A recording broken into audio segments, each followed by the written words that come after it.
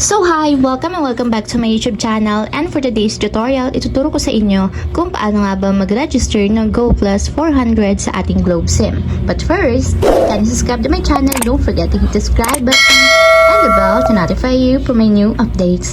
And if you want to learn more, just keep on watching and let's start. So ayan guys, for today's video, mula sa ating mobile phone, itap lang natin yung dial ng ating mobile device. And ito guys, i-dial lang natin is *143 number sign or hashtag and then call. And then dito guys, ang pipiliin natin is yung Go+.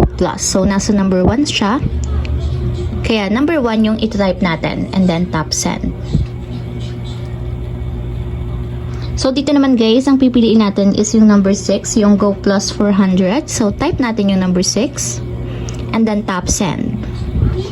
Ayan guys, kung makikita nyo, kapag nag-subscribe tayo sa GO+400, meron kayong 25GB for all sites, plus meron kayong 30GB kung kayo naman ay 5G, or meron kayong 15GB para sa choice of apps na gusto ninyong piliin.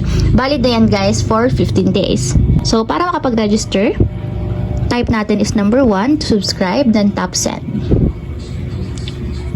So dito guys is mamimili kayo ng app or choice of app na gusto nyo as freebie. So kung applicable yung 5G sa inyo, ang piliin nyo is yung number 1 for Go 5G. So yung number 2 guys, yung Go Watch is para sa mga YouTube and TikTok. So yung number 3, which is yung Go Share, is para yan sa Facebook, Messenger, WhatsApp, or Instagram. So yung number 4 guys is para sa laro naman yan, yung Go Play. So para yan sa Roblox, Mobile Legends, or COD. So, for example, guys, ang pipiliin ko is yung Go Share, yung number 3.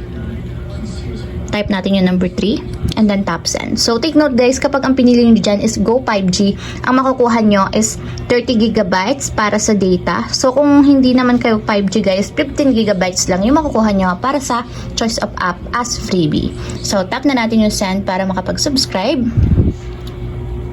And ayan guys, ganoon lang kasimple kung paano nga ba mag-register ng GO+400 sa ating Globe SIM. If you have a question, kindly comment down below and don't forget to hit the subscribe button and the bell to notify you for new updates. And thank you for watching!